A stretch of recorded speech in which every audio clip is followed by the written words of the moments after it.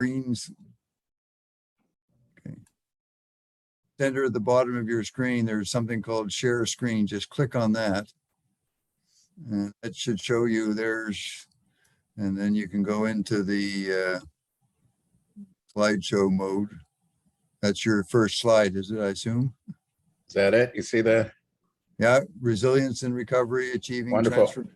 Picture of you holding up a tree. I guess it's you, is it, Paul? Sounds like a garden. Thank you. Okay, we'll wait just another minute or so because people are starting to, there's been a few more adders. That's we're only at 20 people so far.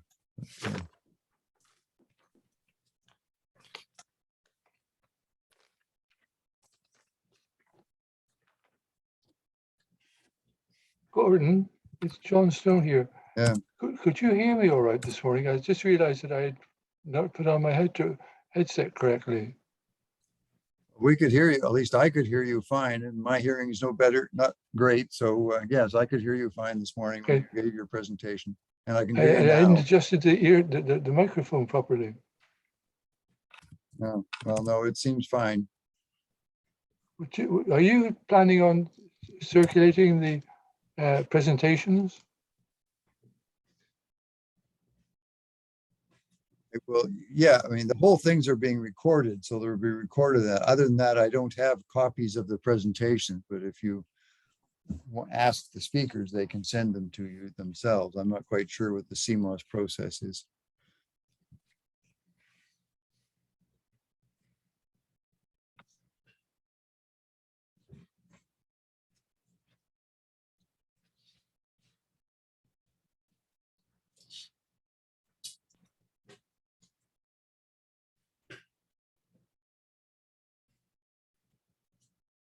Okay.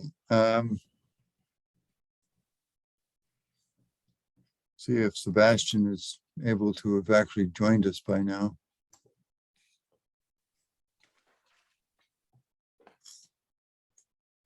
He's working on it though. Okay. Can you all see Paul Kovacs' screen, those of you who are watching? Yes, very well. Thank you.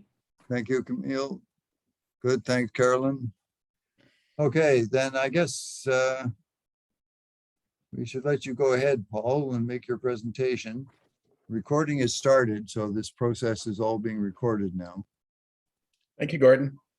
Thanks, everybody, for taking the time to join us today.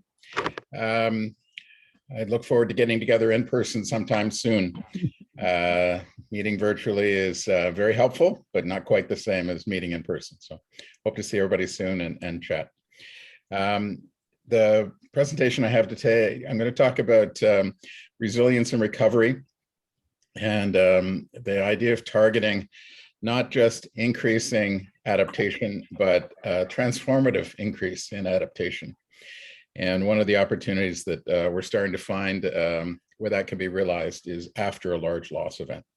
So that's what I'm going to spend my time talking with you about. I just have a relatively small number of slides, so I'm going to go through them relatively quickly and look forward to chatting. For those not familiar, the Institute for Catastrophic Loss Reduction, we're involved in working on science of reducing the risk of loss from climate and earthquake-related hazards. We get our funding from 120 insurance companies and governments, and we're based at Western University.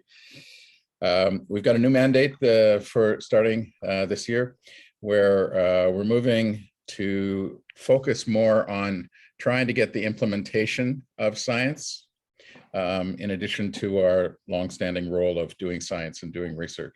So we're going to be much more proactive going forward to encourage people to apply science-based actions. For everybody on the line, we're having a party and you're all invited. So anybody who can make it to the university on October 18, it's our 25th anniversary, and we're going to have a celebration. So please let me know, and I'd be glad to get you an invite. For us, the celebration will be cake and balloons, but we've got a tornado chamber, so we'll start up a tornado, and you can see what happens. We're going to have a number of displays about climate resilience for this new center that we're about to set up at the university, showing how backwater valves work and tie down straps and all those sorts of things. Nice hands-on examples of resilience in action. So you can come and see how we study these things, but how they actually work. So please put a note in your calendar, October 18, come, you're invited to a party. This chart shows losses experienced in Canada from extreme weather events over the last 40 years. So recently it's been running about 5 billion a year. Anybody who's tried to probe into this space, there's not good data, so there's a lot of estimates in all of this. But there's 3 points where it jumps up a little bit. We had a terrible ice storm, we had flooding in Calgary, and we had a wildfire in Fort McMurray. But generally, as an economist looking at this, there's a long-term trend of losses going up and up and up and up. And over the 40-year period, the data that we're aware of shows losses doubling roughly every 5 to 10 years, again and again and again. So very strong long-term trend. The last few years have been bad, but this is not just something that's come upon us. This is something that's been building over time from the data that we have available to us. This is the same data adjusted in 2 different ways. First, this is on a log scale. So by putting on a log scale, the trend is a little more evident for those of us who are used to looking at data put on a log scale. More importantly, these are data provided by insurance companies. So these are actual payments tracked in a consistent manner over a period of 40 years. The one before included estimates of losses not covered by insurance. And again, there's some noise in all of this. There are some quieter years and some busier years, but the purple line shows a clear trend over 4 decades of losses rising and rising. And quickly looking at this as an economist, I mean, I see no break. I see no reason to think that the next 40 years are obviously going to be different than what we're seeing here. We've got a pretty well-established trend here, driven by a number of different factors. Within all of that, the climate-related losses are large. We're talking billions in our country. They are rising. There is a lot of evidence about best practices to break this trend. And there's a lot of evidence showing that a dollar spent will save many dollars. So the economics of working to break this trend is really, really strong. The problem is we haven't been making progress, as the numbers show. We are not adapted to the weather right now, and with climate change, the weather that's coming. I'm convinced that it is possible to truly break this trend and to aim for transformative improvement. One of the real challenges that has caught my attention the last little while is in the business community. There's a lot of work on decision science, why people make certain choices, choices about the things they buy and the actions they take. And that has largely not brought itself into the climate literature, in my opinion, yet. But again, winning Nobel Prizes and other things for the work going on in terms of decision science and what it means for society as a whole. Kahneman's work in particular, the way you make a choice that seemed natural to me, you were very deliberative, you were careful, you thought through all the alternatives, you looked at the pros and cons, and you made a choice. What the literature actually shows is most of the time, we do not do that kind of deliberative thinking. We make our choices quickly, we take partial data, we have a number of shortcuts that we use, we have a number of biases to simplify the whole process. The world is so complicated that the deliberative thinking is just too hard and not practical to apply in most circumstances.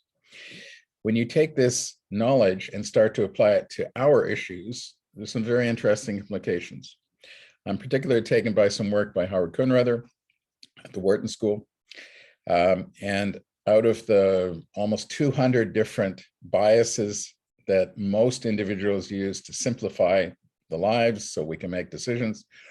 There's a half a dozen that he focuses on related to what we're talking about today. How to get more adaptation. People really focus on the short term, and so they don't think about the long-term benefits. They forget things that they've experienced in the past really quickly. To get on with life, most of us are very optimistic about how we see the world. An inertia bias is you do things the way you did last year. So if you weren't making your home safer last year, you probably won't this year. You try to simplify your world, and you do what you see your neighbors and colleagues doing. All of these biases are ingrained in how society make a lot of choices, and they are effective most of the time for most issues. But these biases really get in the way of doing the right thing about climate extremes. But what we are watching in the climate change literature is a very strong evidence that when adaptation is taking place, it's usually been reactive. It's taking place after an event. Part of our understanding of that is that these decision biases are the most favorable right after an event. To get adaptive actions on a good day is really hard. And that's why we are constantly experiencing losses. But if you do it right after a bad day, there is more willingness to act. Most of those biases and behavior suddenly turn favorable and make life easier. We've completed 100 case studies of communities that were doing good things about adaptation to climate change. Most of the stories that we have found of communities doing good things were done in reaction after an event. We are having a dialogue with insurance companies right now. Insurance companies would like to see people better prepared for the kind of extreme weather that's doing so much damage. And to get them to be more involved and more proactive is much easier right after an event. And we're working up a formal way to have insurance companies be more proactive after an event to do supportive things. Importantly, the rest of the time I'm going to have with you today, I'm going to talk about a new program we've launched called Resilience and Recovery. This is working with communities and with insurance companies right after an event, trying to achieve three different goals. One is that awareness of the hazard, to have a dialogue about that is actually much easier to do right after an extreme event. To try to get homes rebuilt with the improved safety in them, and to put together long-term changes like change in rules and regulations. All of these things that are so hard to do we're finding can be achieved right afterward. So I'm going to quickly take you through some examples to close my presentation. I have four. In 2013, there was terrible flooding in High River, Alberta. Most of the focus was on Calgary because there's a lot more people and a lot of damage happening in Calgary. But High River, we had loss of life. We had enormous destruction of property. We had water where it wasn't supposed to be. This is an image of the flooding in High River in 2013. This is an image of the mayor 5 years later, declaring that High River is Canada's best protected community for flooding. Within 5 years of the flood, the mayor has declared that High River is the best prepared community in Canada for flooding. They did a lot. They worked really, really hard, and it was comprehensive. They came at it many different ways. This is a community called High River, so flooding was not a risk that was unknown, but they had to experience such significant losses to be able to really turn the planning and other flood conversations that they had been having before this event into real action. So there's a very different community. This is a community that's come a long way to prepare itself for flooding. A second example where we were very involved was Calgary in 2020, so not terribly long ago. They had a hailstorm and there was $1.2 billion of insurance payments and quite a bit of uninsured damage. There's an image of a home there that, again, hail can be incredibly destructive. we sent out a request after the storm. Could anybody show us an image of a home that had put protection in place before? We couldn't find anybody who'd taken action to protect themselves before the storm, but we saw lots of images of damage after the storm. We worked with the city. They put together a rebate program saying when you put your roof back on, for anybody who had damage, the city would offer $3,000 so you could put on an impact resilient roof. Next time the hail would come, it would bounce off without doing damage. But the same hail was doing damage to the neighbor who had not put on an impact resilient roof, which was common for most homes in Calgary. So Calgary put in place a rebate program. It was so popular that they had to stop the program because they were running out of money after $5 million of people putting on improved homes. There was an excellent awareness program using ICLR's Hail Smart program about what to do, in particular to install an impact resilient roof and put away your car when a storm is approaching, because there was a lot of vehicle damage as well. At the moment, the province of Alberta has appointed Calgary with support from ICLR to work on a potential change in the building code so that new construction always includes a resilient roof. There is significant and lasting improvement in resilience in the City of Calgary. And to achieve a lot of this just was so much easier when we were able to go in after an event and talk about what needed to be done. In 2021, last year, there was a tornado that went through the southeast corner of Barrie. This is a relatively new neighborhood. 71 homes were declared unsafe. This was an EF2 tornado. All tornadoes are strong. EF2 is a relatively weak tornado. We know how to build so that an EF2 does no damage. You can see the image here. There was quite a bit of damage from just an EF2 tornado at its strongest. We started an awareness program in Barrie where a lot of the literature that we've been generating over the years was put on the website and shared broadly across the community. Like in Calgary, there was seminars and webinars and various things to better inform people who want to understand the hazard and understand what can be done about protection. The City of Barrie has submitted a request for a change in the provincial building code so that the next generation of construction includes tornado resilient features. And ICLR supported that, but it's different when it comes from the city asking the province to change the code. We haven't changed the code. We've got a submission. It takes a while to go through this process, but there is a dialogue to formally change the process. There were a few homes rebuilt adding tornado protection as we and others proposed, but we didn't make as much progress on the rebuild as we were hoping. So again, some progress here,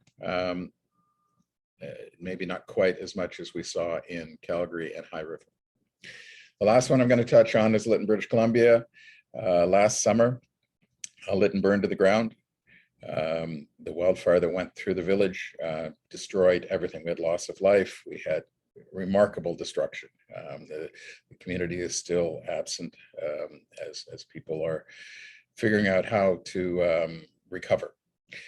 The National Research Council last year published a guidance for how to rebuild to be wildfire resilient. We worked with Lytton to turn that into a wildfire bylaw. Last night it passed second reading. So we're working through making it a requirement that every building built in Lytton will include the best scientific knowledge about wildfire resilient, consistent with Fire Smart, consistent with the NRC guide. So this is to become a bylaw for every building in the community. Now and off into the future will include fire resilient, a roof that doesn't burn, siding that doesn't burn, decks that don't burn, fences that don't burn. All the right things are being done in Lytton as the rebuild takes place. The community has also updated its community wildfire protection plan. Beyond having buildings that are resilient, you need to manage the forest. You need to have greater public awareness about the right things to do. That's a community wildfire protection plan. So since the fire, the whole plan has been updated. There's been an application in, or about to go in next week, asking for funding to implement that over the next 2 years. strong involvement of the insurance industry to talk about what wildfire protection should be. That is all new.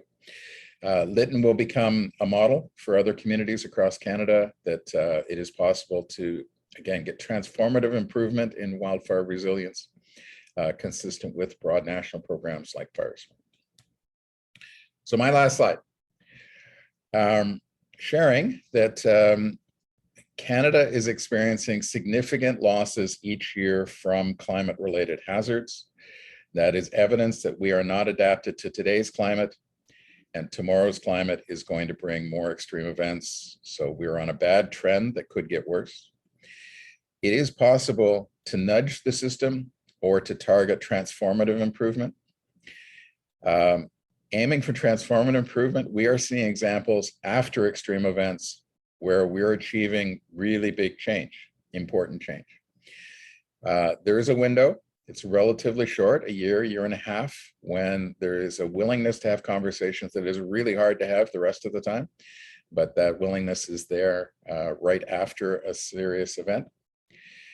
Some of the barriers to action that are evident most of the time in most circumstances are not there right after an event. You can have a different conversation. There's more funding available. There's a greater willingness to act. The behavioral biases that are in the way most of the time are part of the justification why you can target for more. The biggest improvements happen if you knew before the event what the right things were. So that's pre-disaster recovery planning, to use the jargon.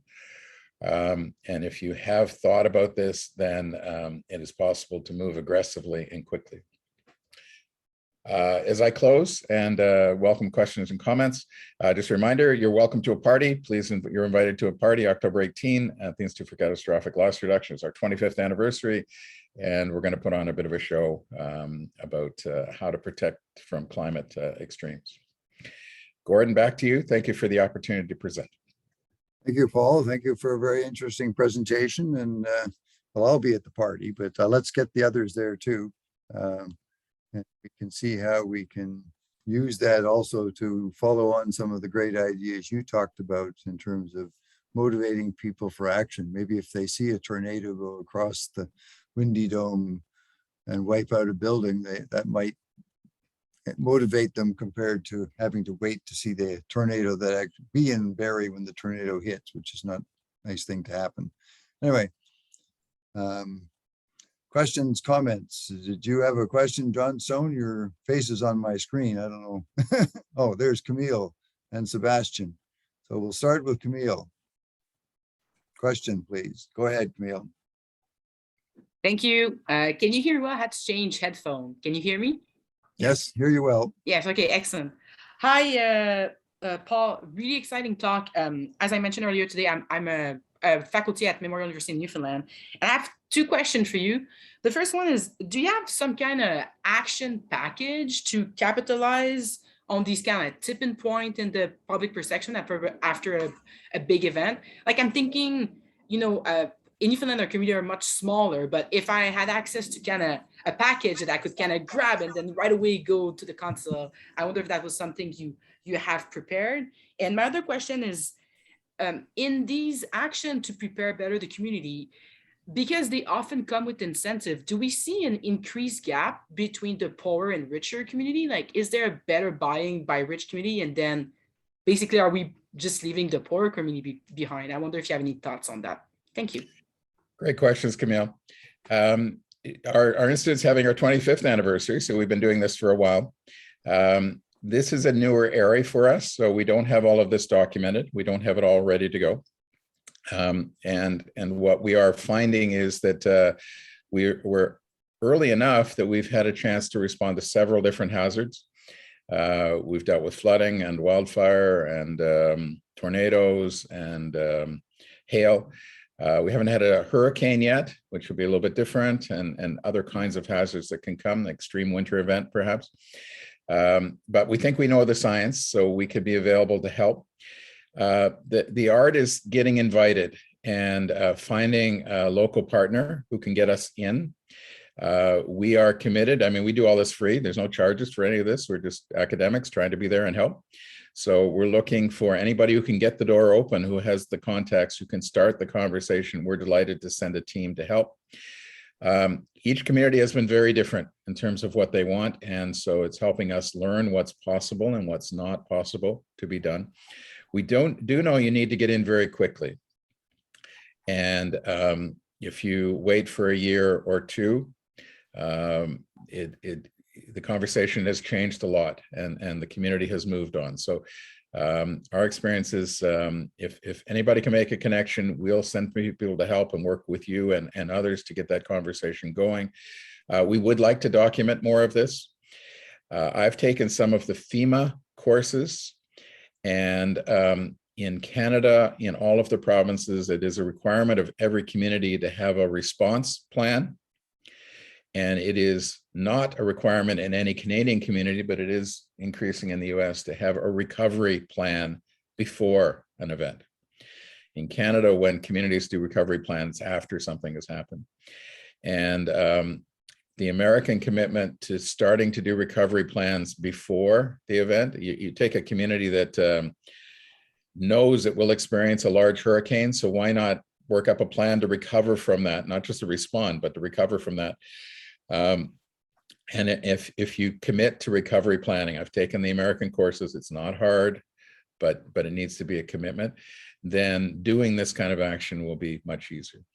Anyway, we're still learning our way, and anybody, Camille, anybody else who sees a community would like some help, we'll go in with you and together be as helpful to them as we can. Paul, it's John Stone here. Mm-hmm. I've often been surprised in this country with the use of these roofing tiles, which seem to be replaced every 10 years or so.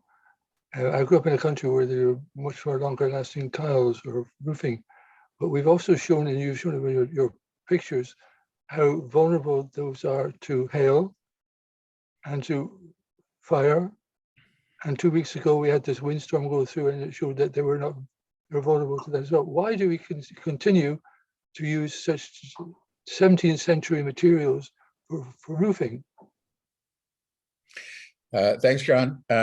One of the conversations that we are actively having right now involves working with builders and working with building code officials, how existing science can be used to make Canadians better prepared for the kind of weather that occurs. And we're finding that if an extra dollar were spent on construction, you can save $5, $10 over the life of the building. In that dialogue, especially with builders, the builders start by saying, an extra dollar. We have an affordability problem in Canada. Houses are very expensive. We're trying to find every way to reduce the cost of homes. For you to say that this better home is good over the long term and has the long-term benefits, but it also has more cost initially. And right now there's a conversation in our country about the cost of homes. So this is where I believe the challenge has come with the roof, this has come with the siding, it's come with other elements of home construction, that the builders are hearing from the public, try to get the cost down so that housing is more affordable. But what is not yet, I think, fully part of the conversation is if you cut corners at the beginning, you get losses at some point. It's all predictable, it's all known. And how do we get that lifelong sort of mindset in the conversation? So anyway, I think that's where the challenge is right now, John, in my interpretation. Thank you, Paul. It's good to see you again. Good to see you, John. We got time very quick for Sebastian and then Charles Lynn to ask a question, and Paul can answer them. So maybe go ahead, Sebastian. Okay, I'll be quick. Thanks for this really inspiring talk about finding solutions instead of we always find problems and you find solutions. So that's really great. What I was wondering is, do you see a ripple effect in the solutions, in the sense that if neighboring communities see that, I know, for example, High River becomes a really well adapted city to floods, is there an uptake of those solutions by other communities, or do you really have to go from community to community and restart the same work again? Great question, Sebastian. Yeah. So one of the things we committed to 6 or 7 years ago is a project which we call Cities Adapt, Celebrating Local Leadership. So these are a series of 100 case studies that we have published. And our opinion was that most community successes were not being discussed by other communities, that there were some very good things happening in our country, and we have committed to write them up in these different case studies of good things. We don't write up the bad things, we write up the good things. And every time we write it up and challenge the other communities, you can do this. I mean, these guys said, you can do the same thing. This is something, it wouldn't be a story for us unless we thought other communities could do it. If it was unique, that isn't of interest to our storytelling. Anyway, the books have been really popular. When we put out a new set of case studies, we sent it to all the mayors in the country. We don't get much credit for this, but there was one that we did a few years ago. Basement flooding is a national problem, and all the communities are struggling to get money to pay for it.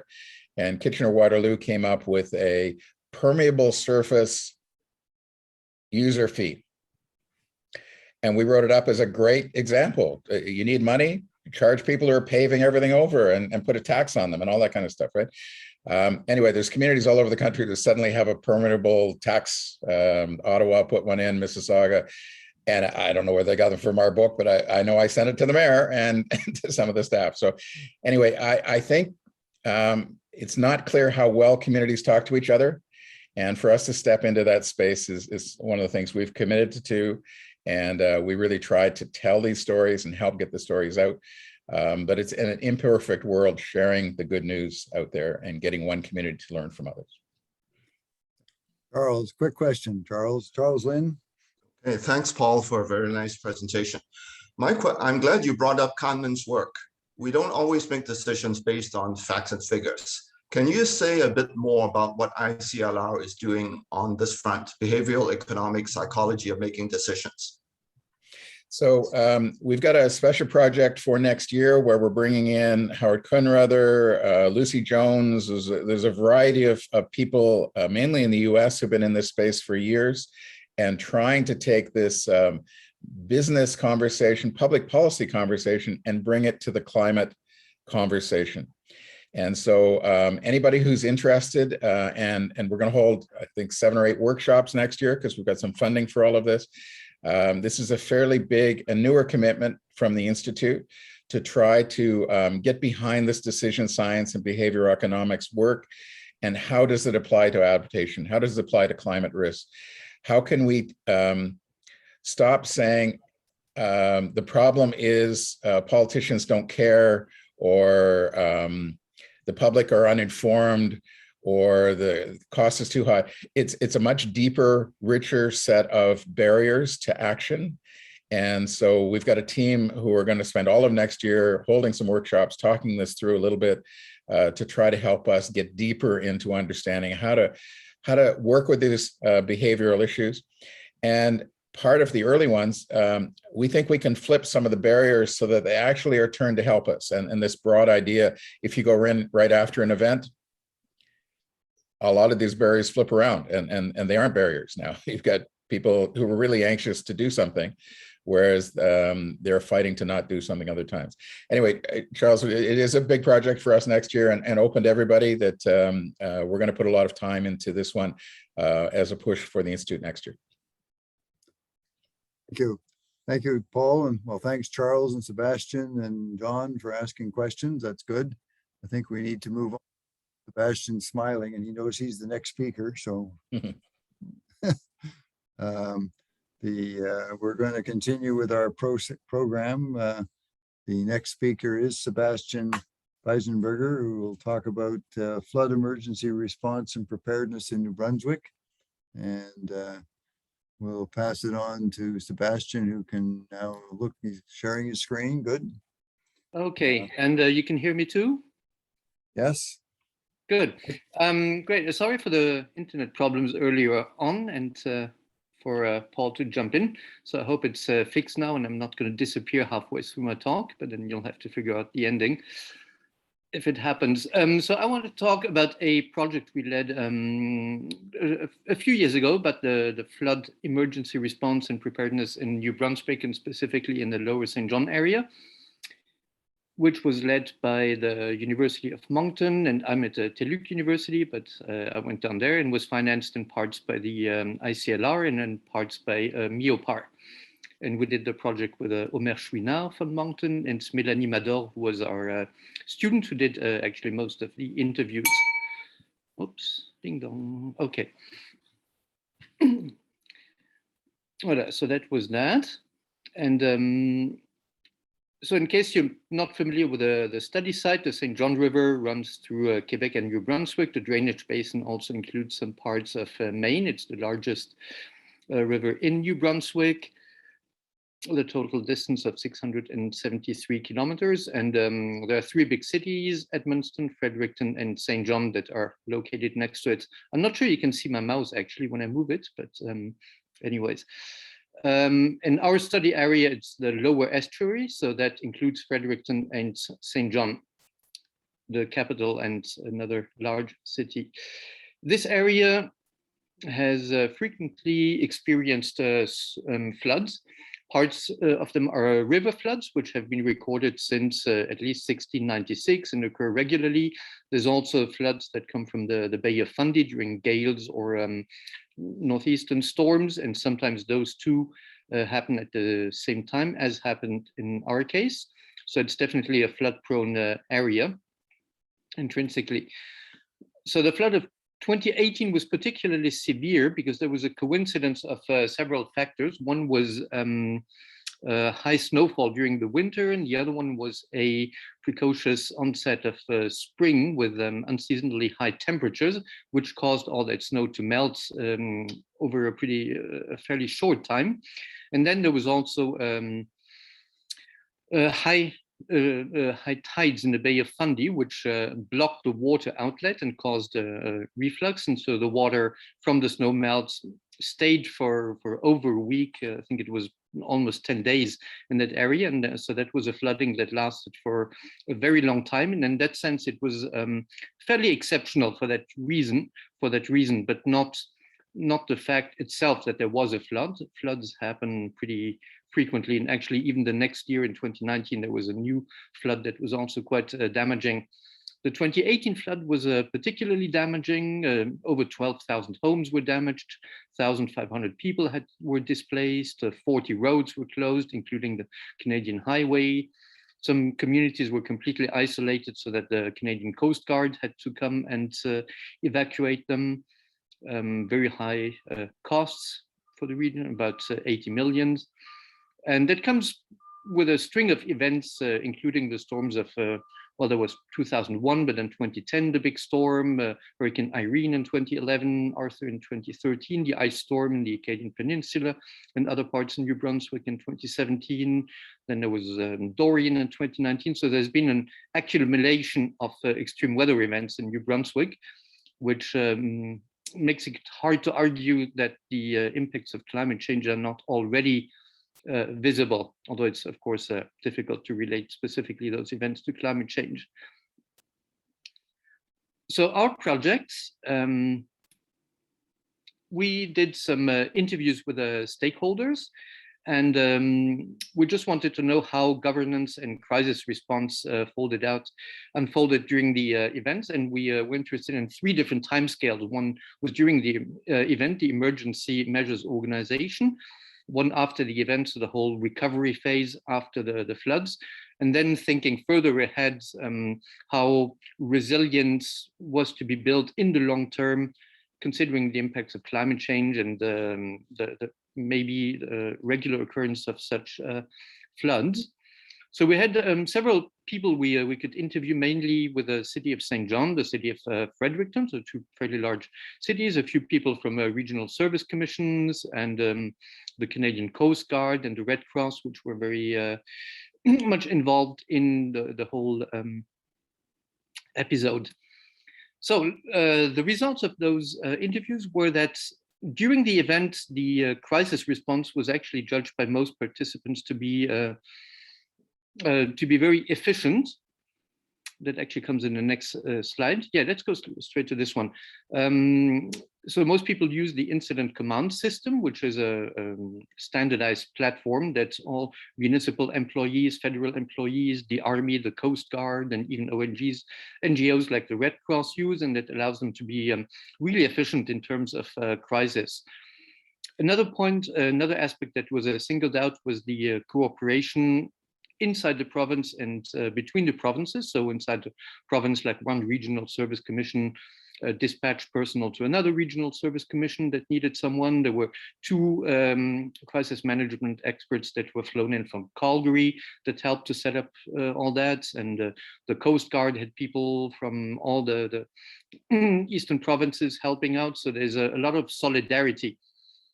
Right, and there is also the success of this is based on very good preparation. So in cities like Fredericton or St. John, they have frequent meetings with all the regional stakeholders on emergency measures, and they do annual table exercises around a simulation of some kind of hazard, can be a flood or can be something different.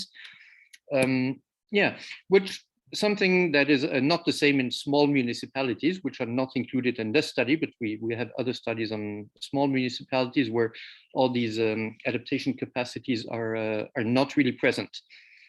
However, the people pointed out that there were considerable difficulties because of all the road closures. So it was hard to get people from A to B and to get material from A to B. Evacuation was really complicated. So that was somewhat of a negative point. An interesting aspect is that of volunteers and non-governmental organizations.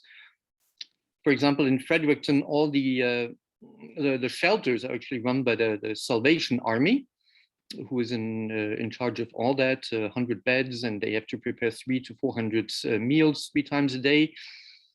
And temporary accommodations are financed through the Red Cross and other associations. So that's not the municipalities that are in charge of those aspects. And then a lot of people talked about volunteers and in a, yeah, they say it's a mixed blessing because many volunteers show up. And sometimes there are so many volunteers that EMO managers are really just busy handling the volunteers, sometimes instead of doing their own work. And so those people want to help, but are not really very efficient. So sometimes the Canadian Army, for example, they could use some volunteers to put sandbags. But other actors like the Red Cross, for example, they say they do not use any spontaneous volunteers. They have only a couple of volunteers that are there in the long term and are really trained in all the procedures and emergency operations. But at the same time, people recognize that volunteering, the act of volunteering is part of the healing process in communities. So it's important to also address volunteers and not just send them home because they're not useful in the short term. Where it becomes more difficult, it's the whole issue of relocation and recovery. So relocation is not of the resort of the municipalities, so that people really by themselves and with the help of NGOs that have to look for relocation. Problem with that is that insurance claims, whether it's private insurance claims or those that are funded through the province and the federal schemes, take a really long time to be processed. And like months after the event in the summer of 2018, there were still hundreds of people that were in temporary accommodations, like caravans, for example, in front of their homes that were not inhabitable yet. And even when the next spring flooding came in March and April of 2019, there were some people that hadn't even gotten back to their houses and were already flooded again. So that's really a very problematic part of the recovery process. And then when you talk about adaptation planning, that was really interesting to talk with all the municipal managers about how they will adapt to climate change. So from the start, almost all the participants were unanimous in acknowledging that climate change was probably already an issue and was definitely going to be an issue in the future, and that we have to include this in our planning. So in the large cities of Fredericton and St. John, they have personnel that is specifically there for adaptation planning and risk management and risk reduction. So they use pretty advanced tools. They have flood maps analysis. They have GIS maps set up, and they use LiDAR surveys to identify flood zones and couple that with historical flood data to sort of see what the probabilities of occurrences of floods are and how that can be and that can be used for planning. And they do a lot of mainstreaming of adaptation planning. That is, every time an infrastructure gets upgraded or rebuilt or repaired or maintained, they always think of whether this particular infrastructure is resilient to climate change in the long term. And if it isn't, then they will make sure that it is. So instead of just repairing a road, they look, well, is it in a flood zone? Are there dents in the road that make it flood prone? And if this is the case, they will elevate it a bit. Culverts will maybe be increased in size if they're judged to be too small. And so all the small measures make adaptation part of normal ongoing municipal planning, and also minimizes the cost because you use the normal maintenance of a city to at the same time adapt it better to climate change. And so that seems something that they're really doing in at least those two larger municipalities. Some problem zones remain, such as buildings that are located inside flood areas, which interestingly, some of them are the government buildings in Fredericton. So that's not very coherent, and sometimes even emergency management, fire stations can be in flood zones, and so they have to be relocated during a flood. But there's also residents that are in flood-prone zones. And so all the municipal managers think that they shouldn't be there, and people and infrastructure should be moved. But they also think it's not the role of the municipality to do that, but rather the province should take care of it. But the province at the moment does not take care of it. So there's a bit of a gray area around what to do with those infrastructure in flood-prone areas. Another thing that emerged that was very important for cities was the collaboration with the academic sector. So for example, Fredericton has been collaborating with the University of Waterloo for something like 15 years. So maybe some of you were actually working with them, I don't know. And several of the EMO managers we talked to, they have followed online courses on risk and emergency management with the Royal Roads universities, and so they can talk about not just planning, but the social representations and biases, as we heard before, those kind of more advanced social tools. So that was quite interesting to see that they have a very good understanding planning of not just acting, but the whole issue around the communication, adaptation, climate change, time scales involved, and all that. So that's all I wanted to say briefly. So, so in conclusion, it emerged that the emergency response was really excellent because a lot of preparation had been going into that for the cities of St. John and Fredericton. And that is a reality that is true for the large cities and communities, but definitely not for the smaller communities. So we have other projects like one we're currently doing in the lower estuary in the region between St. John and Fredericton, which has a lot of local service districts and smaller municipalities, and they have very low adaptation capacity and no human resources, no financial resources, a lack of institutional and organizational capacity. So that's really two very different realities, that of large cities with a lot of means and of small communities with very little means. And problem areas that remain is really the recovery and insurance problem that is just too slow for people to be able to recover from such an event. And long-term adaptation is generally judged essential for services as well as infrastructures, and is definitely underway. Just a question of relocation of people in flood zones. It's as everywhere, it's always a very thorny issue, and nobody wants to act upon this. So that's that. And of course, so it's good to know as a scientist that the role of science and collaboration with the academic sector are viewed as something important and ongoing actively and important. Voila, so that was the presentation. I tried to make it short, so. Well, that was good. Thank you. Time for a few questions.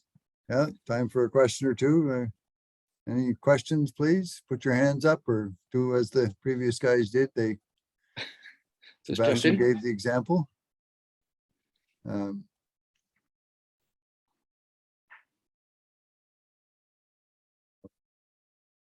Oh, there we are. Paul Kovacs and then Tom Robinson. We'll have to call it after that one, but go ahead, Paul. Great presentation, Sebastian, and excellent work. So thank you. Were you able to reflect on how what you learned in New Brunswick compared with any other province? Any experience you've had in other provinces? And slightly longer question, if you saw any differences between New Brunswick and others, did you have an understanding of why New Brunswick might behave on flood risks different than other provinces are behaving on flood? There are differences, and I can mostly talk about Quebec because that's really the only other province that I've been actively involved in projects. And Quebec has a little bit different organizations. So, for example, the Quebec provincial government has been more active in everything that's land planning and emergency management, public safety. So whereas in New Brunswick, there's for example, in coastal zones, there's a policy on coastal zones that's been in work since I think 1996, and it's still only a policy and not a law. So there's very little. So the province has been kind of hesitant, but now actually in the last years, they've done a lot of things like the municipal governance reform, and they've doubled the number of EMO coordinators, and there's now obligations to have adaptation plans for municipalities. So yeah, there's been a lot of changes in recent years. There's a regional service commissions that now help municipalities and local service districts a lot. One of the problems New Brunswick had is that it has a lot of very small communities, and many of which are not even incorporated, the local service districts. They don't have any elected officials or representations or taxes. So that makes adaptation very difficult when you have very little to work with. So Quebec has slightly different governance. But maybe over the long term, they will be converging towards like a more regional approach to governance that doesn't leave small communities on their own, but really ties them in larger networks that can share resources. Thank you. Much appreciated. Thank you. Tom, quick question, please. It was basically the same question, because I'm here in Montreal, and in fact, my community, not me personally, but my community was affected by the floods of a couple of years ago here on Île-Bizarre. So I had wondered what if there was any comparison with what's going on in what Montreal does. No, I mean, some of the conclusions were the same. For example, the inadequacy of flood maps, which in New Brunswick hadn't been updated for 40 years. And now last year they published the new flood maps, and Quebec is doing the same thing. They're just being late, but they're also about to update all the flood maps. And we created the RISC, Réseau Interuniversitaire, the intersectoral inter-university network on flood risks, something like this. So so yeah, the collaboration between municipalities and the academic sectors and ministries is also seen as very important, and that's working pretty well in Quebec, actually, maybe better than in New Brunswick. But yeah, definitely after events, things get rolling. Good. Well, thank you very much for the presentation. Interesting to follow on in these things, but in view of time, and since the next speaker is me, I have to give myself enough time to make my presentation. But yes, no, thank you very much, Sebastian. And interesting. Well, thanks for giving me the opportunity. Oh, well, it's been an interesting session. So, okay, so let's, I can now share my screen, I think. If I can find the right one. Wait a minute. No, this one.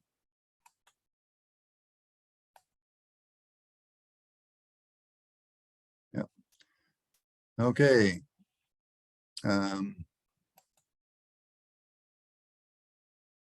Well, everyone, I'm going to talk about issues of overall dealing with this building climate resilient communities. Can everyone hear me? Yeah, good, thank you. I put up these pictures because other places, but it also gives a connection to me in the sense that, well, I grew up in Beat. As a kid, I was driving back and forth with my parents to Chilliwack and Abbotsford from Vancouver. So to see the flooding that occurred there, and the western place is actually Western University's, one of its dormitory halls that was flooded over.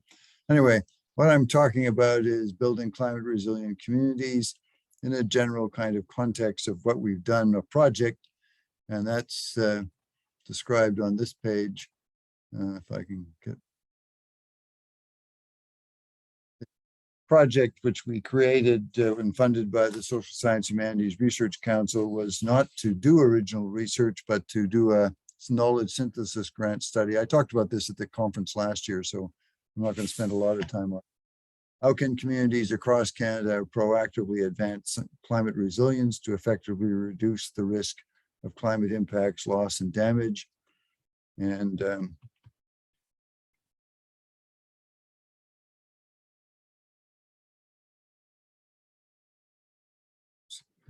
there. Okay, the full report for anyone interested is available on that website location. It's the University of Western Ontario's library or whatever they call it. And just curious, they actually keep track of how many people download it, and it's now passed over 1,000 people. So hopefully those people are going to actually read it and pay attention to it. So we'll see. We can get Sebastian's team to do a survey of that later, since you're doing into that. Anyway, just to say the Canadian framework, how do we get rid of this thing? But anyway, we have the Pan-Canadian Framework on Clean Growth and Climate Change started in 2016 and did focus on reducing greenhouse gas emissions, but adaptation and resilience were mentioned at least in it. The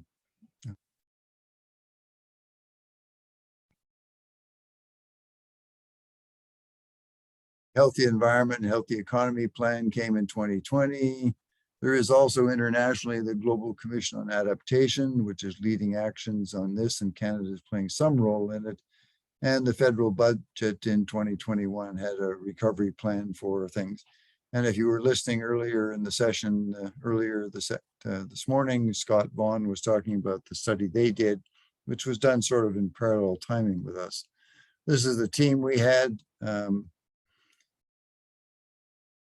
You saw this before, but there's the principal investigators were myself, Paul Kovacs, Greg Kopp, Jamie Voot, and we had a team.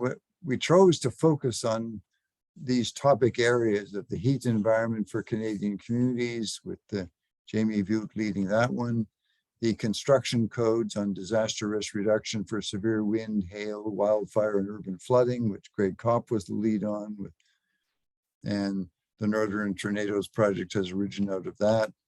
An important project on building climate resilient communities in resilient Indigenous communities, with the team at the top. And if you were at the session this morning, Brendan Vogel and Lily Yamagulava made the presentations, along with Carrie Ann, who's joined the team since, but working together with the resilient Indigenous communities on this.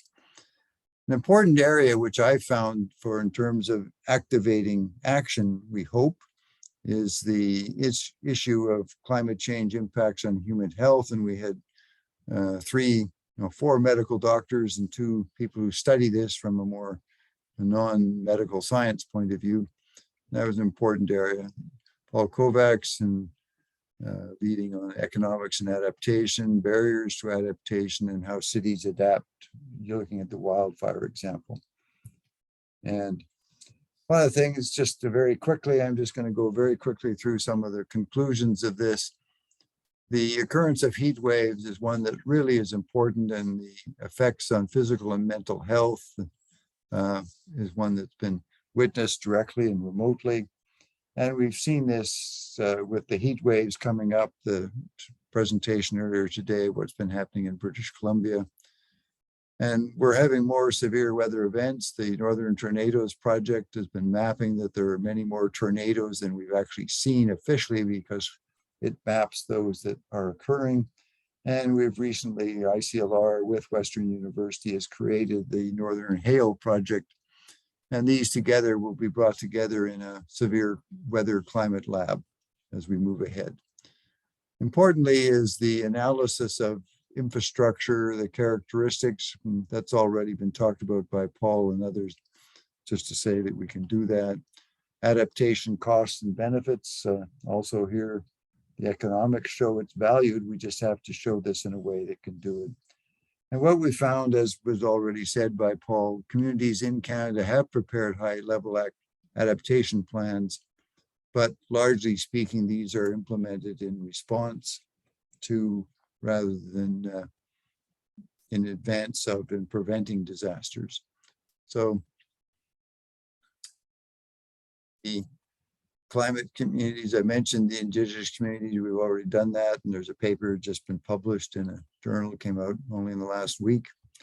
And the Task Force on Recovery, Resilient Recovery, also brought up the importance of having climate resilience and energy efficient buildings. As we come out of COVID, let's do what we can to build on that impact.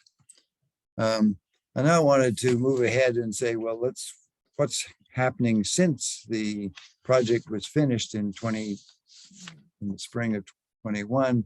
We had in August 9th, 2021, the first report of the physical science basis for IPCC report AR6. And it basically said, as noted, that it is unequivocal that humans are causing climate change. And I like to quote the Secretary General of the United Nations. I've never met the guy, but he seems to come up with good words. And here he said, the climate change warming is a code red for humanity. And he saw that.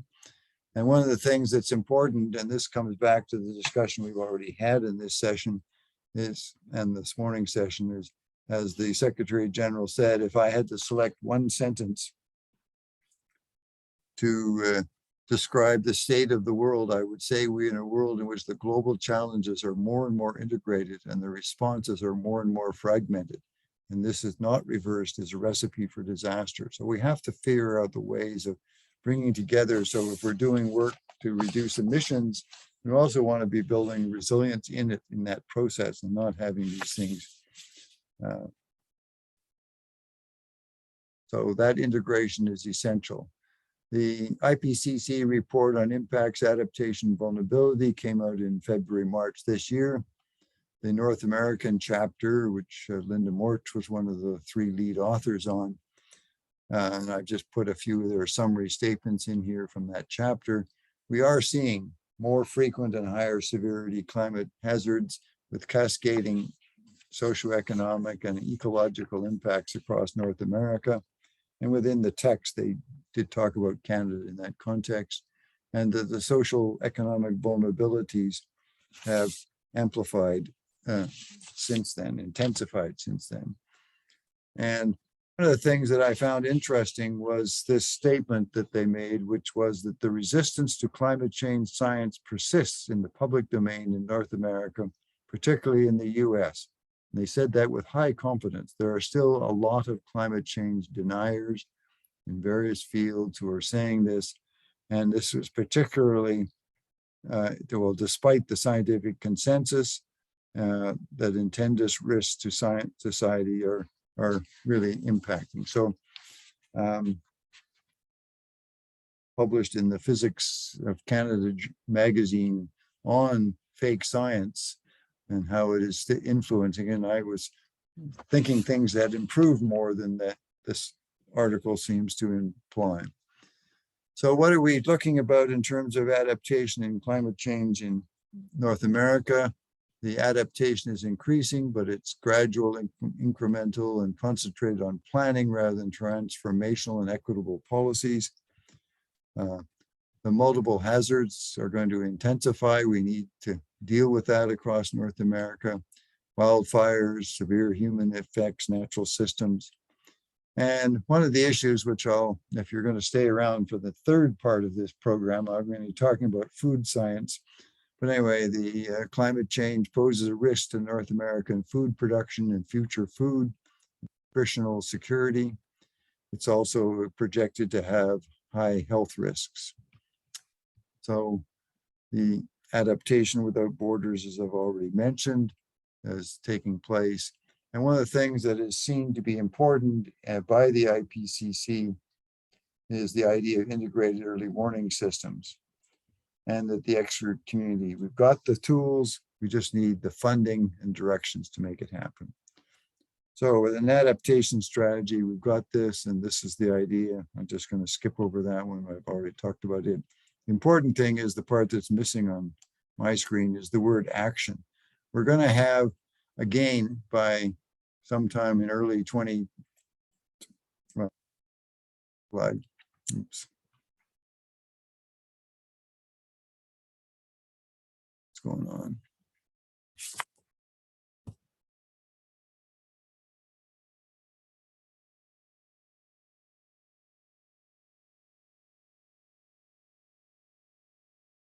Can't seem to get this to. Oh.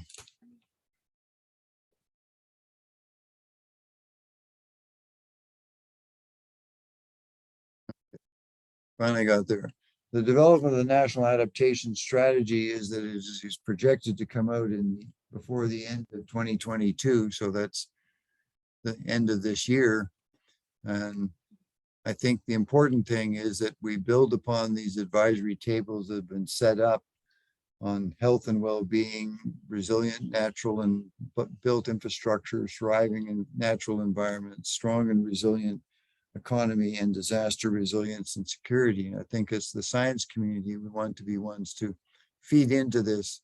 There's some scientists on this, but it's a mix of people in these things.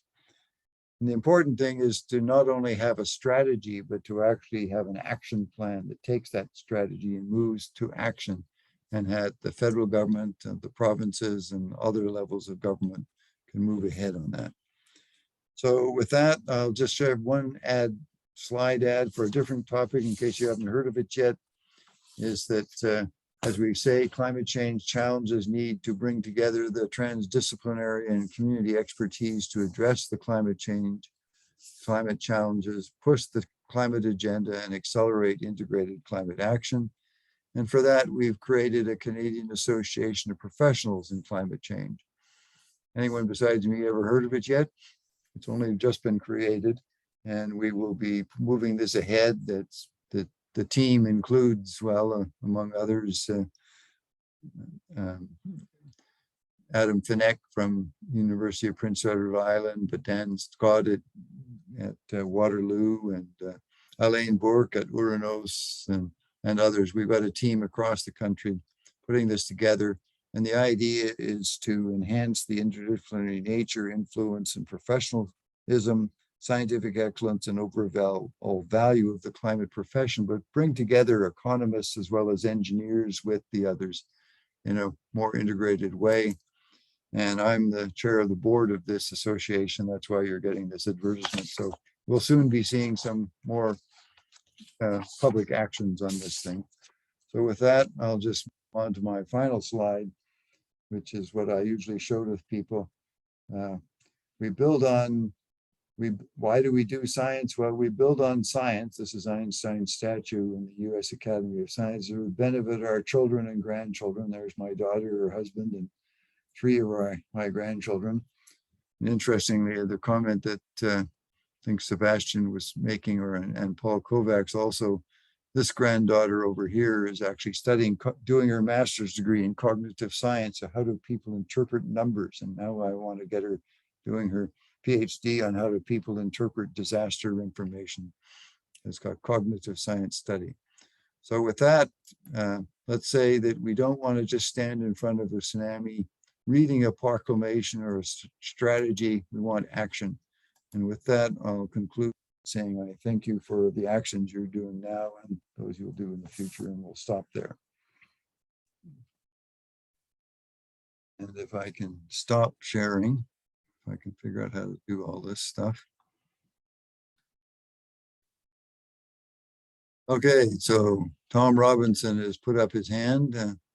He had a question about the last one. Now he's got one for me already. Go ahead, Yeah, I Tom. know. Yeah, I was wondering what you thought of how the war in Ukraine affects the global response to climate change. It seems to me that at a time when countries should be throwing as many resources as they can into this battle, they're now having to throw money at their bloody militaries because some a-hole in Russia wants to join this list of great tyrants.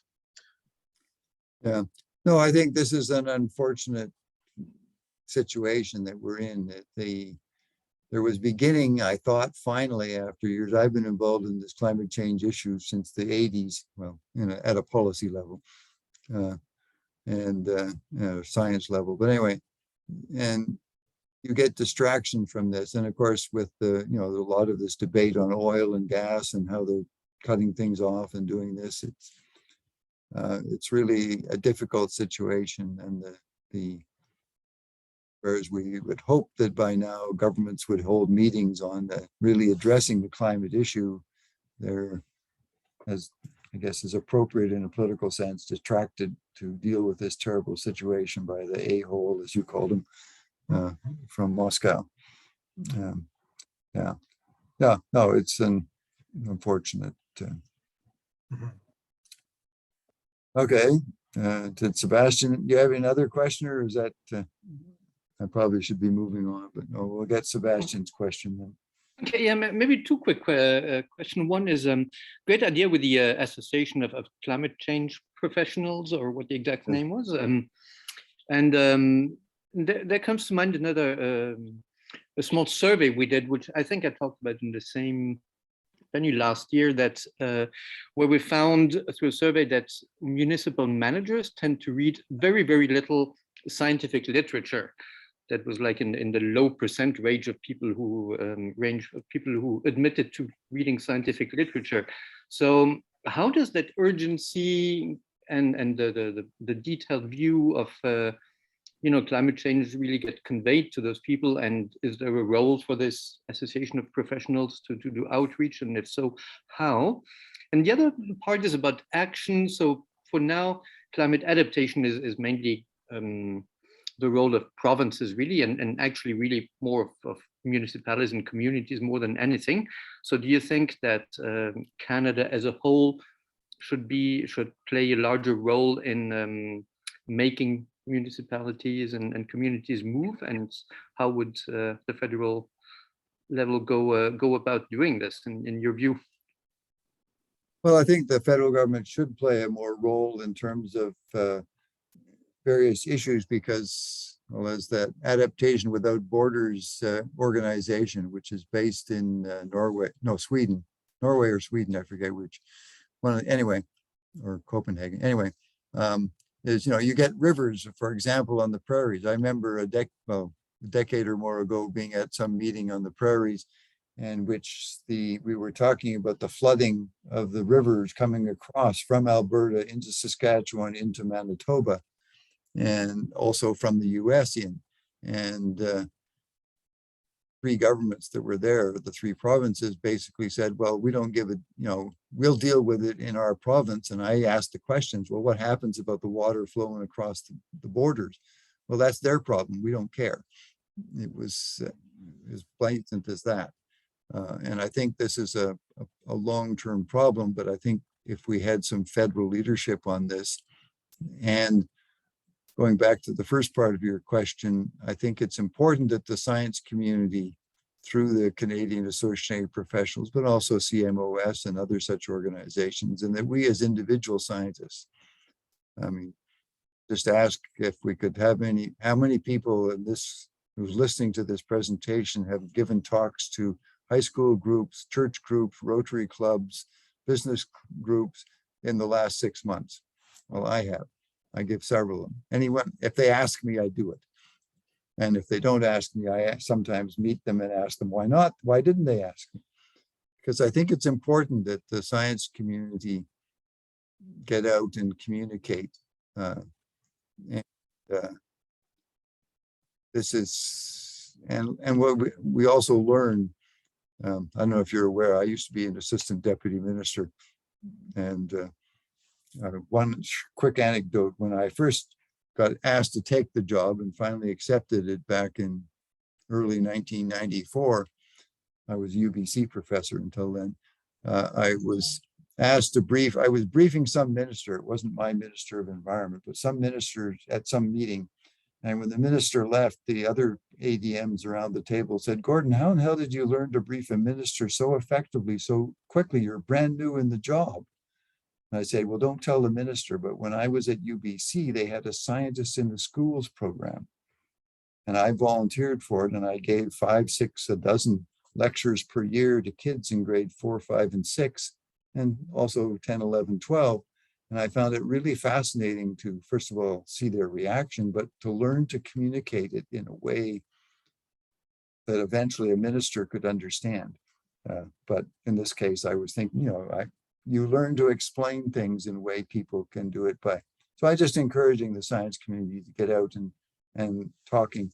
And with this Canadian Association, I don't see it playing that school teaching role, but playing a role of advocating for professionals and addressing the issue of these still science deniers around, who are, because we have to communicate that more effectively. I better stop there because we got to get on to the next presentation, because it's Emily Gauthier, who and I have exchanged emails, and we agree we're probably distant cousins, since my mother's maiden name was Gauthier, or she said Gauthier, but she was born in her, came from a family in Eastern Ontario, almost at the Quebec border.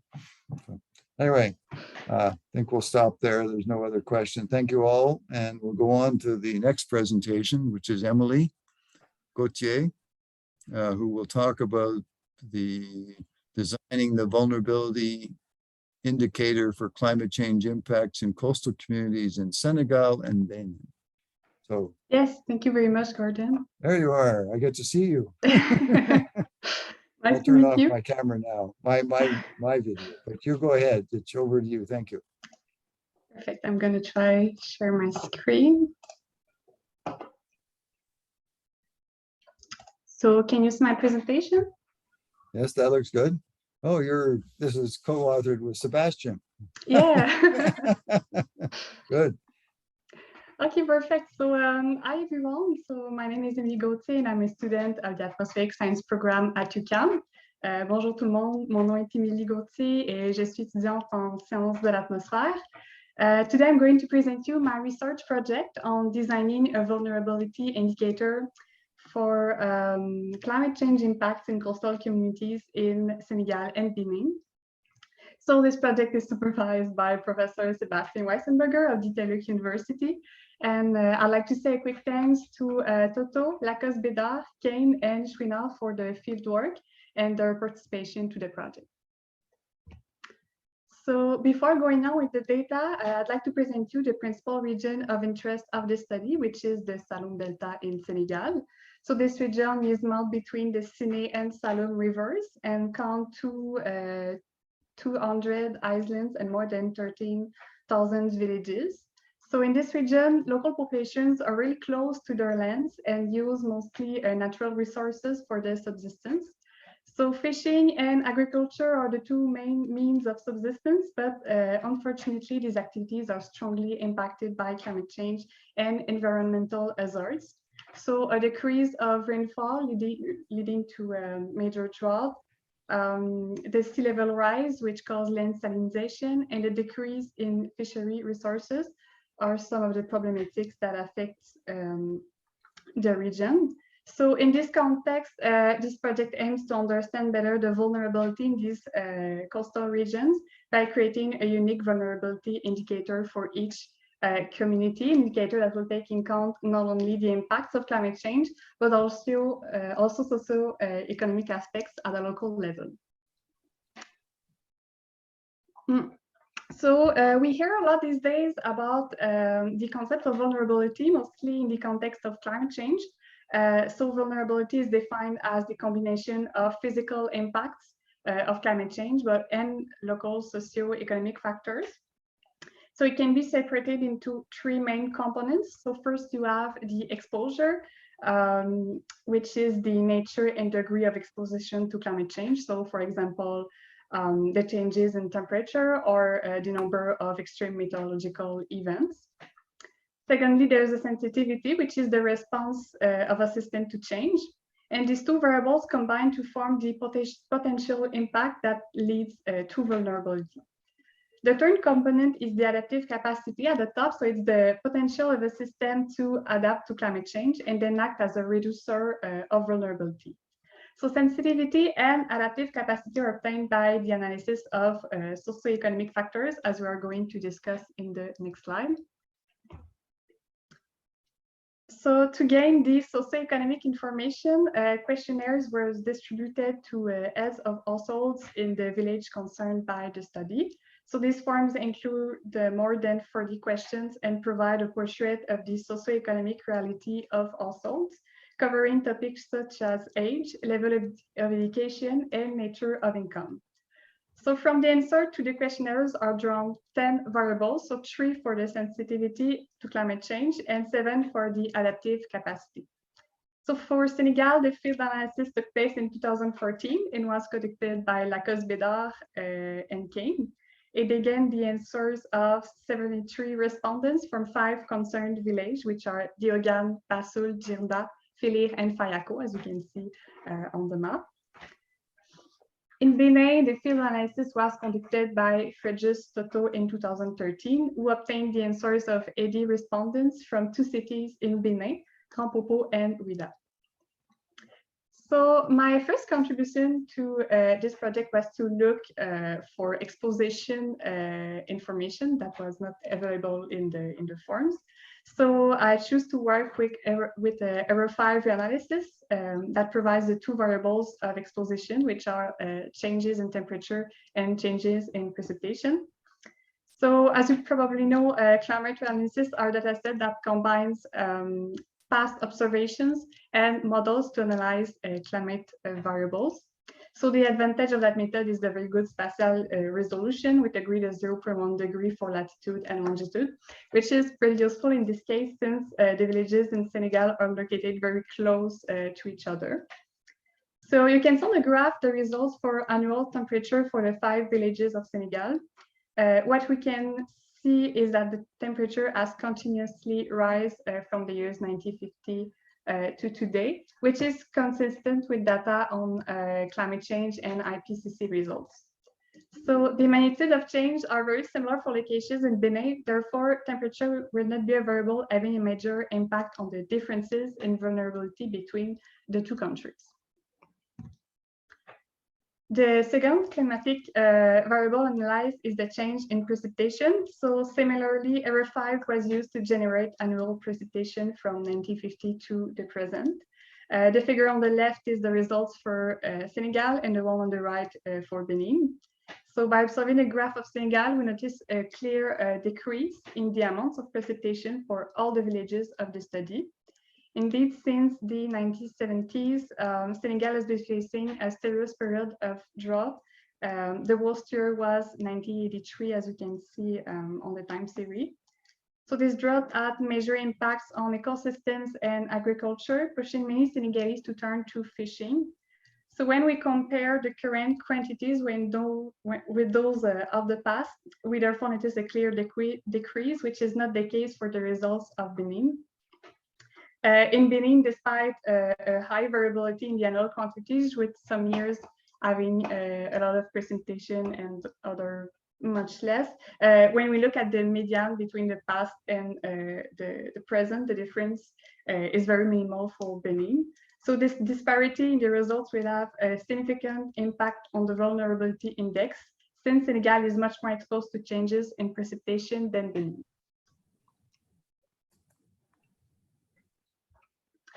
So to summarize, we now have 12 variables for each respondent in the study.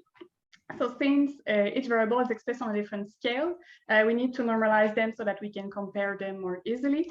So each variable is normalized on a scale of 0 to 1, where 1 is the most vulnerable and 0 the least.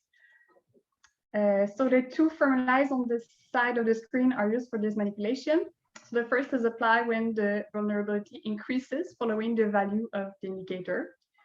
So for example, the more changes in precipitation, the greater the vulnerability is. The second formula, on the other end, is used when the vulnerability decreases with the increase in the indicator. So for example, the more the household has a diversified sources of income, the less vulnerable it is. So it should be noted that for this analysis, the maximums and minimums were drawn for the combination of data from Senegal and Benin. We then obtained the same comparative basis, which considers the differences between the two countries. So now that we have all the data have been normalized to the same scale, the next step is to determine the statistical weights that will be involved in the aggregation of the variables. So indeed, not all the variables have the same impact on the vulnerability and the daily life of populations. Several techniques exist here to determine the statistical weights, for example, the use of the same weights for each variable or asking the opinion of experts in the field. Here we have chosen a statistical technique called PCA, which stands for Principal Component Analysis. So it's a statistical procedure that summarizes large data sets by a smaller number of indices, also called dimensions. So the advantage is that it captures more of the total variability in the original data while returning the contribution of each variables to in the data set. So the table here presents the results obtained for each variable.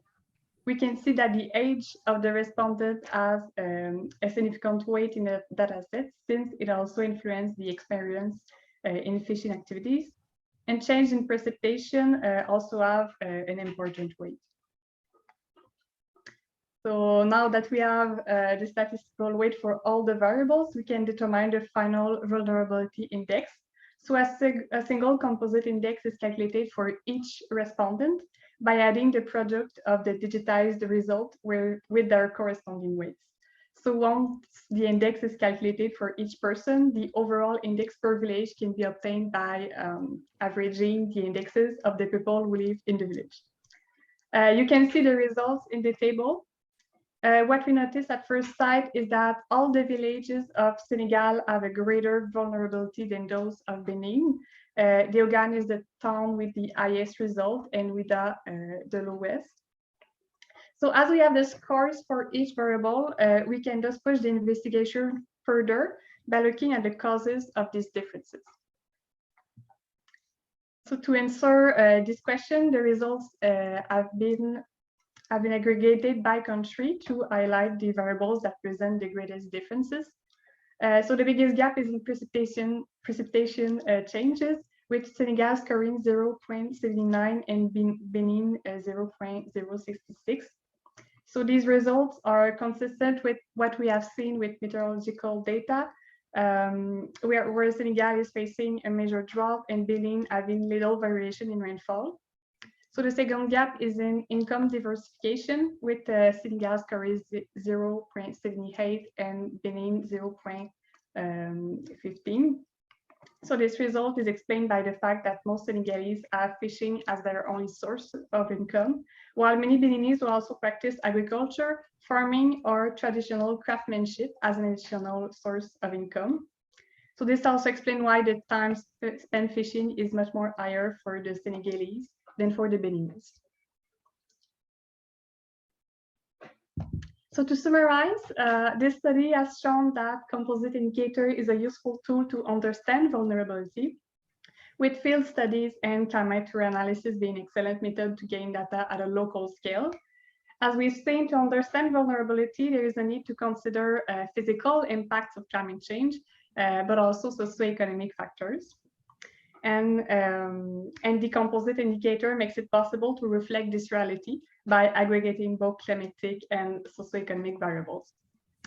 However, the complexity of the reality on the ground cannot be summed up in its entirety by 12 variables. Therefore, we are currently working to improve this study by including new exposure variables, mainly of a geographical nature. So for example, by studying the evolution of the coastline and by analyzing vegetation indices. So thank you very much for your attention and the opportunity to speak. And don't hesitate if you have any question, if we have time left. Thank you. Yes, there's time for only 1 or 2 questions, but let's do them. If there's any questions, please put your hands up.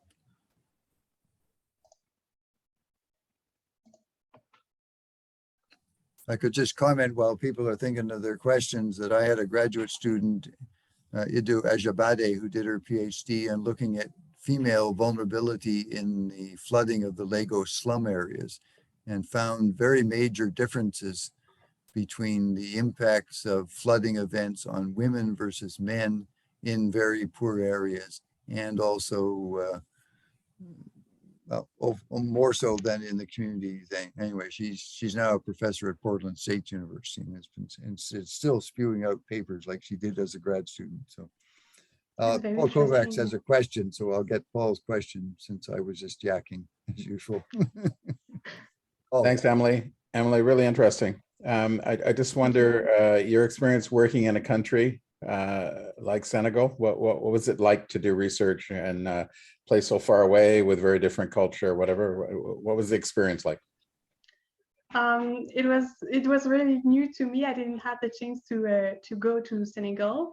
But yeah, reading the answers of people from the questionnaires, it's really impressive to see the difference in the cultural aspect. For example, one of the questions was if people were part of association or organization in their village, and a lot of people responded that it was in association of fishery or on neighborhood or more cultural, and it was really impressive and inspiring to see people come together to face these challenges and discussing to find solutions.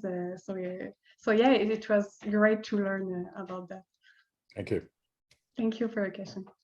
Oh, very fascinating information and interesting to follow on. So, well, I thank you very much, Emily.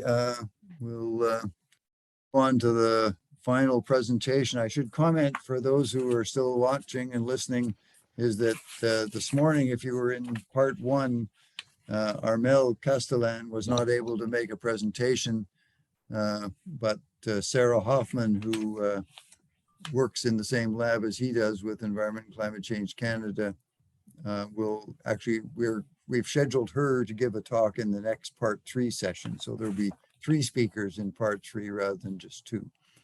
And Sarah will give the talk with the same title as what had been planned by for Armel to speak. Anyway, we'll move on to the final speaker in this session, which is Rick Lawford.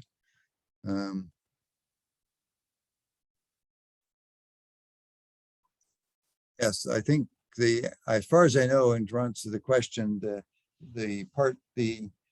will be CMOS is going to somehow or other make these recordings available, but I'm not sure exactly the process at this point. Rick Lawford, who's well, he and I have been knowing each other for quite a while, so he's going to talk about world water, energy, food nexus. So go ahead, Rick. Thank you, Gordon. Oh, there you are. Yeah. So I'll try and get through this in a reasonable time, 15, 12 minutes. I'll shoot for, Yeah. Might be a little longer. The water, energy, food nexus is a way of thinking about the interactions between 3 sectors, water, energy, and food, which are obviously interacting with each other a lot. But maybe if we were to provide a framework which allowed us to look at the range of issues that affect water, energy, and food, we could start planning and managing them in a more integrated way. And the thought is that if we did this, we would be able to have better resource assessments, be able to have better plans, better effects of managing, better ways of protecting the resources, better ways of reporting on how things were developing, also better advice and better rules for governing, and hopefully in the end, more prospering. And in terms of the outputs of these three sectors. There was an expanding interest in the idea of a water, energy, food nexus. Both the EU and through them, PRIMA, the Partnership for Research and Innovation in the Mediterranean region, are promoting water, energy, food ecosystem activities in the Mediterranean countries by awarding WEFI innovations for integrated solutions, and they are now establishing a WEFI Nexus community of practice. NSF has had calls for food, energy, water system nexus proposals for the last 5 years and sponsored some very relevant workshops. Several universities are starting Fuse labs and training programs. So it's gaining momentum somewhat in the US, but mainly in the research community. Since 2016, Future Earth has coordinated WEF studies, and they formed a knowledge action network in order to address WEF issues. And in 2019, the group on Earth Observations launched a Earth Observations for WEF community activity. So that's just a few of the activities I'm aware of. I'm sure that there are many more. And it's also been evident in the literature that the number of publications interested in the water, energy, food nexus have grown significantly in the last 5 to 8 years. If we look at the water, energy, and food sectors in Canada and look at the future, probably agriculture, which has 1 in 8 Canadians working in the sector and contributes 8% to the GDP, is not going to have too many effects. Maybe some advantages and maybe some disadvantages. Canada is 7% of the world's renewable water, fresh water. In theory, that should be sufficient, but we shouldn't be complacent about it. There will be more variability as climate change becomes more entrenched in the atmosphere. Also, there's the issue of energy, and that's where the big transitions are likely to take place. We have a large balance of trade in fossil fuels, and that is probably not going to continue. We're going to rely on renewable energy to fill the gap. Canada is exporting a lot of electrical energy to the US these days, and that hopefully will continue. We have a growth in renewable energy that's expected to continue, but you'll notice that these projections by the Canadian Energy Regulator, solar energy is not expected to increase all that rapidly. Biofuels are not expected to increase very rapidly. Where the increase is going to come is from wind energy, and be that in the north or be that on the coastal areas, it represents an opportunity, but it also represents perhaps a challenge in terms of getting the energy from where it's generated to where it's needed. In terms of the water, energy, food nexus, we can think of ways in which we can discuss it. And some of the initial steps have to be ensuring that we have cross-sector collaboration and integration. And to do that, we have to define our terms so that we can talk to each other. And we also need to have some activities that will promote that collaboration and also monitor the growth. So we can do that by just having discussions and saying, well, we have these 3 areas that are linked in general terms, or we can put in place a more rigorous definition. This is one that was proposed by Chad Higgins, which clearly is a very complicated chart, and it shows all of the relationships, but it needs maybe about 50 plus variables observed and input into a model if it's going to function. So somewhere in between these two, there must be a happy middle ground that we can work with. The reasons for my initial interest in this subject is that I thought that it might be possible through an appropriate coordinated data and information system to contribute to initiating a transformation in the management of the water energy food nexus that would bring about more collaboration and cooperation. Now, one of the things that is characteristic of the data sets available is that there's a lot of satellite data that pertains to this subject.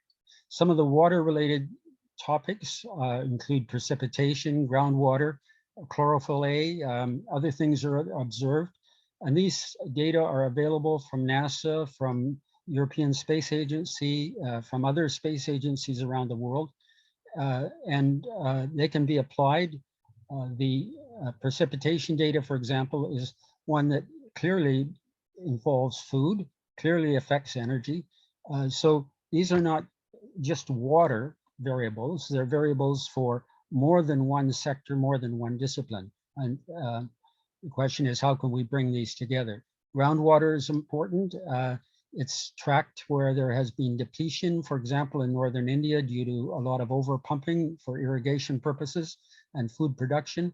The chlorophyll A shows Lake Winnipeg here. You can hardly make it out from the area around it because the chlorophyll in the water has turned it green, and it's a similar color to the vegetation.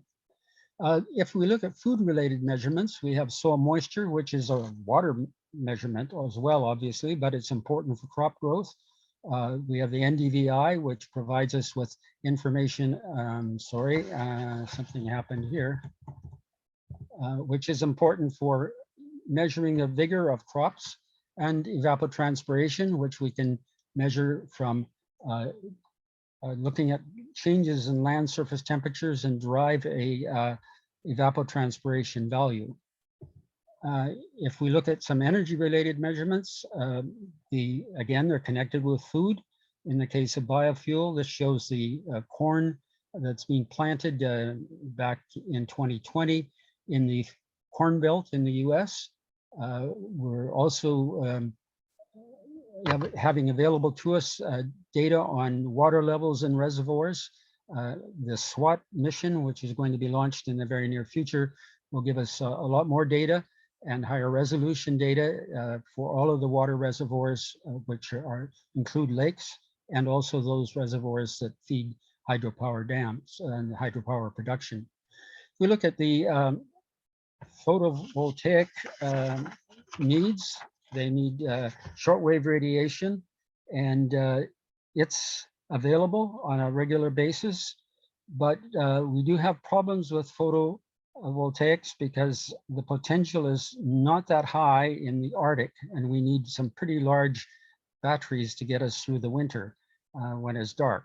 So again, though, it's a valuable resource, and we need to develop it, particularly in these areas in the southern parts of the prairie provinces where there's a lot of sunlight and insolation. But it's also valuable in other areas. So what are some lessons we learned from this? First of all, we learned that to have an information system for the WEF nexus, satellite Earth observations are good, but we also require in situ observations, because in situ observations give us the high frequency measurements at a particular point, while satellites may overpass once every 2 days, once every 12 days, or 18 days, depending on the satellite that's involved. So the satellites are good because they provide us with an impartial global coverage with a standardized data point for each pixel. They also are available to most nations to access and download and analyze the data for free of charge, because a satellite is sponsored by a rich nation normally, and it's also got a data production system which is fairly well vetted by those nations. The satellite data are not limited by national boundaries, so we can address international and transboundary water issues and WEF issues. In situ data, though, are essential for calibrating that satellite data, and in situ data are critical for assessing trends and changes to event return periods. So satellite data are also useful when we don't have in situ data, because they allow for interpolation to assess the fields. So thinking about how we would move forward with developing such an information system, we could identify those variables which are critical for all of the three sectors and make them available to do research with. So that would involve, through one strategy, doing user surveys and consulting with people to get their views on what the frequency of data, spatial resolution requirements are, and also the data latency and how much accuracy they require in the data. A second approach would be to take a look at those particular things that link the three sectors. Now, it's been portrayed as though these are spheres or balls, and they're not, but they're not solid balls. They're balls of yarn, if you like, where things have threads have been linked between the other sectors over time. For example, hydropower, it is producing energy. So there's a connection between water and energy, but it also is covering a certain amount of agricultural land in many cases with water, and it's no longer available for production. So there's an impact on the food sector. So these sectors interact with each other, and perhaps a better way of addressing the WEF nexus is by taking a particular theme or thread and tracing it through and seeing what the connections are in order to develop an information system. The third approach would be to accept that there are different needs for different stakeholders and to look at the stakeholder types and to assess the needs, because some stakeholders have a lot of homogeneity with other stakeholders in, say, a provincial government and a federal government, or even a global government. And it is possible that one could identify the common functions that they need to carry out, their objectives for doing it, and develop a data needs assessment using that starting point. I have a preliminary analysis, but will not show it for sake of time. In terms of the impacts on climate change, the WEF nexus can assist in climate change actions through both adaptation and mitigation. Adaptation strategies must address new thermal patterns, new precipitation regimes, rising sea levels, and Earth observation information essential for monitoring the trends and assessing adaptation strategies, particularly if they involve impacts on water, energy, and food, or impacts on water in a way that's going to affect the food or the energy production. Mitigation, this will involve reducing carbon dioxide emissions, reducing the use of fossil fuels, and there are a number of solutions that are proposed. Again, a lot of them involving the water, energy, food nexus. For example, photovoltaics, agrivoltaics, bioenergy, hydropower. These are all areas where there is opportunity for linkages between the WEF components. The nexus can help us also guide trade-offs and synergies amongst the WEF-related Sustainable Development Goals. A study was done looking at SDG 2 on water, SDG 6, or SDG 2 on food, SDG 6 on water, and SDG 7 on energy by Fader et al. The approach was an ecosystem approach which accounted for competition for natural resources, synergies and infrastructure needs, and the consequences or benefits and risks of regulating and provisioning ecosystem services. The results showed that many of the target actions to achieve one target could create benefits for other targets, not just in the case of water, but a water target could also benefit the food targets in SDG 2. The two water targets that were most positive in terms of having synergies with other targets included target 6.5, which was the integrated water resources management, and interestingly, 6B, which was the need for community level solutions, a topic we talked about this morning.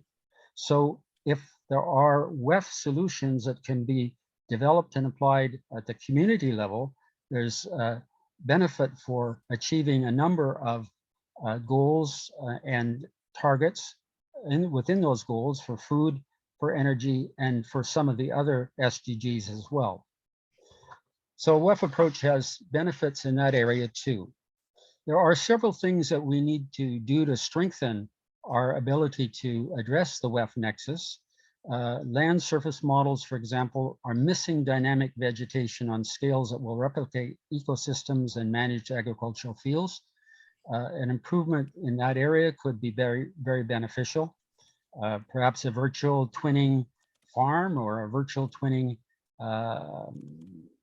region where one could examine what the impacts of climate change will be and how to adapt to it by testing out various opportunities or solutions that may be presented. The demand for data for agriculture and high latitude photovoltaics is seasonal.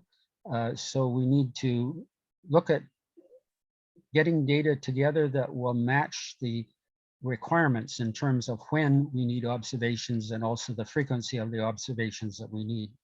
Smart farming is imposing a requirement for higher spatial scales on the required data, and sometimes satellite data is not able to meet those, so we need drones and other solutions to provide us with the data. Soil moisture, groundwater, they're two of the rather coarse types of measurements that we get from satellite data, and we do need something that is of higher resolution. Also, there's some variables that are missing. We don't have information on land drainage.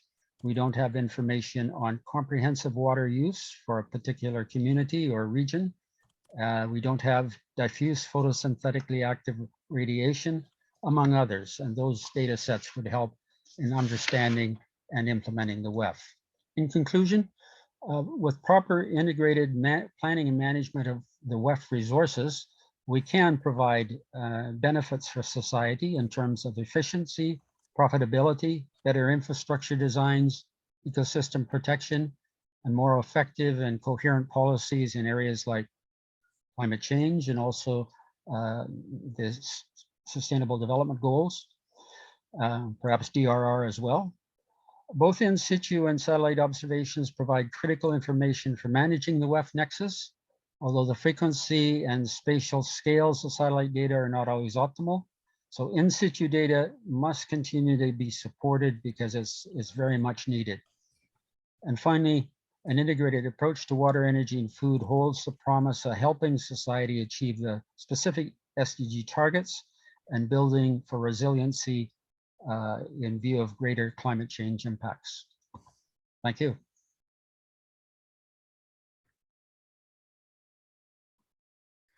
About to unmute myself. In view of the time, we could have only one question or so, but also pick this up since I'll be talking about something similar in the next session. But anyway, Camille gets the question since she's good at questions. Hi, Camille. Thank you.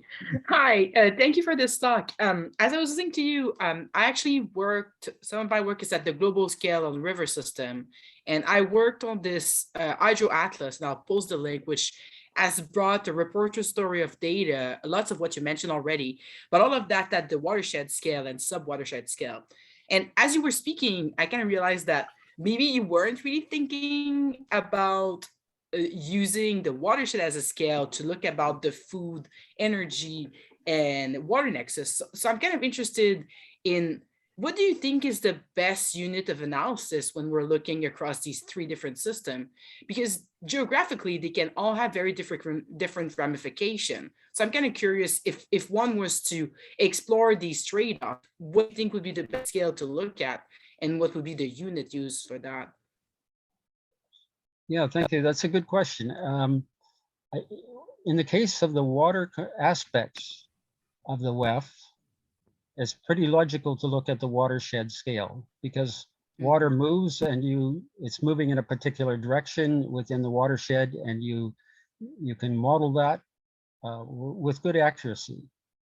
The vegetation, particularly for managed agriculture, is sort of controlled by prices and by trade negotiations, and the national scale has a large influence on it.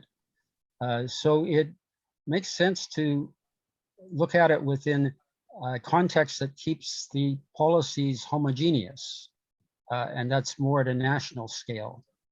And then the energy is even more complicated because as we move from a fossil fuel economy to a renewable energy resource economy, the resources are going to be implemented at the local scale, where everybody's sort of in control of their own energy production, as opposed to the current, where a few OPEC countries are kind of in charge of how much we pay at the pump and control things. So I think it's kind of a toss-up between whether it's a watershed scale or the country scale. But in terms of building an information system, it's likely going to get used more if it's at the provincial or at the federal scale than at the watershed scale, simply because the infrastructure and the interest is there. Yeah, So thank and you I for the think that, question. yeah, thank you very much. Thank you. Well, unfortunately, we have run out of time. We're actually over and now we're about to start the part 3 session. But maybe need a 2-minute, as we say, health break. And then we will continue. We'll go directly into, I assume Charles Lynn is, yeah, he's on the, still here on the list. And then we will have Sarah Hoffman, who isn't on the program in the version you've got off the web, but nonetheless, Sarah is from Environment and Climate Change Canada. We'll talk about the changing sea ice conditions and weather services, etc., in the Canadian North. And then I will talk about follow on to a little bit of what Rick was talking about and that kind of thing. Anyway,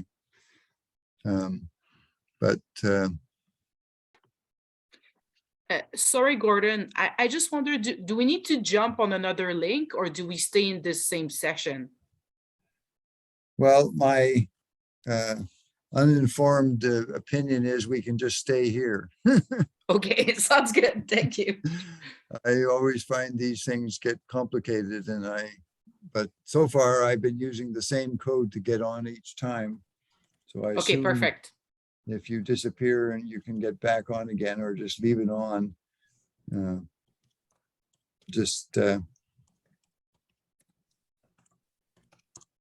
so